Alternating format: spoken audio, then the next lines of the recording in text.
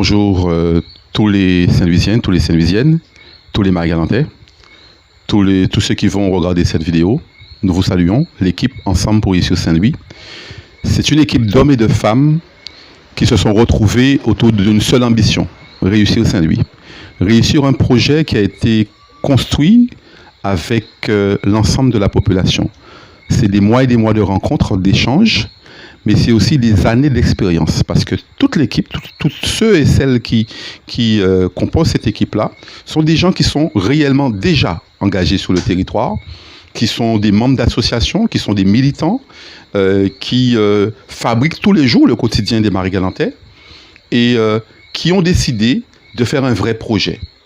Donc c'est une équipe qui se retrouve d'abord sur une vision commune, une analyse commune de la situation de Marie-Galante et de Saint-Louis en particulier, mais une ambition commune pour relever Saint-Louis, relever Marie-Galante. Autour de quoi?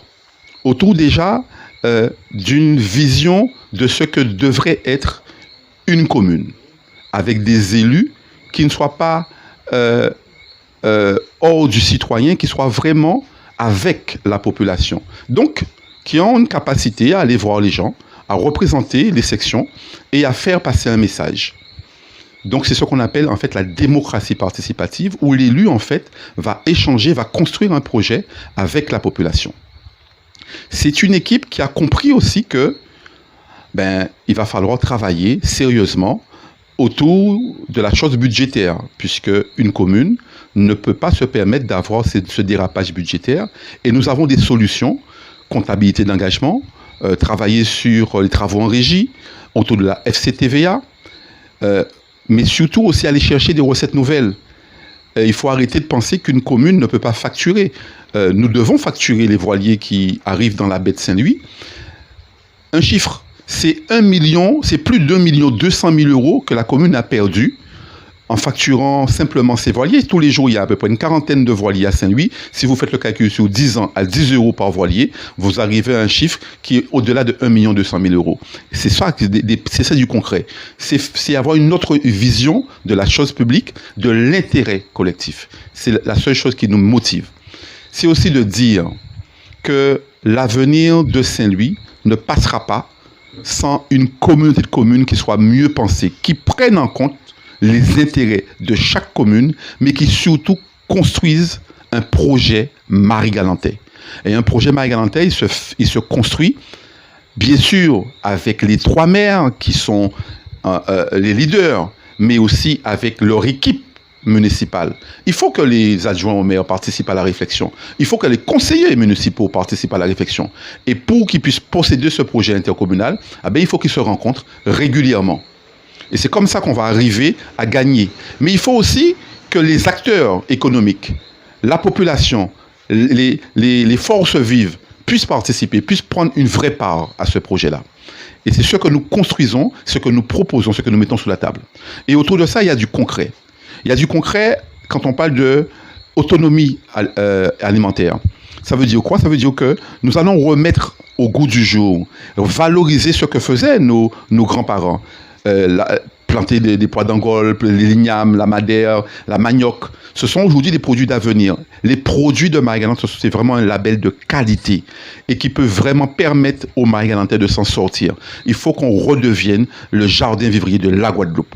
Et nous avons les moyens pour cela. Il faut croire en la canne. Il faut croire en l'élevage. Il faut accompagner cela. Et puis les terrains qui aménagent, nous proposons effectivement de le mettre au service des agriculteurs, des porteurs de projets. De même que nous avons commencé une réflexion autour des locaux disponibles qui sont actuellement vides à Saint-Louis, et grâce aux relations que nous nouons avec les bailleurs sociaux que sont la SEM-SAMAR, que sont la SIG, nous réfléchissons à pouvoir mettre ces locaux-là à disposition des porteurs de projets à des tarifs acceptables. Parce qu'on sait bien qu'aujourd'hui, on ne gagne pas beaucoup d'argent à Saint-Louis, mais c'est petit à petit qu'on va construire une ville ensemble. Et pour construire une ville ensemble, il faut des acteurs économiques. Il faut des élus qui comprennent qu'il faut accompagner les porteurs de projets dans le montage de leur dossier. Mais ça va jusqu'à les accompagner dans le dialogue qu'ils doivent avoir quand ils font une subvention au niveau de la région.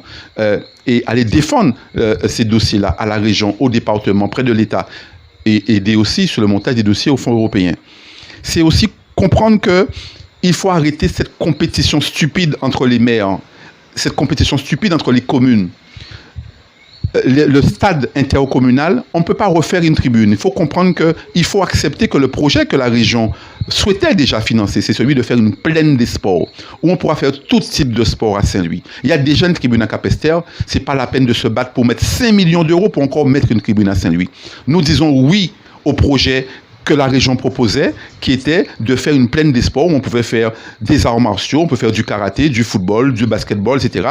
Un peu comme ça se passe à la plaine de Grand Camp. Toute Marie-Galante qui descend en Guadeloupe, je crois vrai qu'à la plaine Grand Camp, ben, ça se passe, il y a des choses qui se passent de façon très intéressante.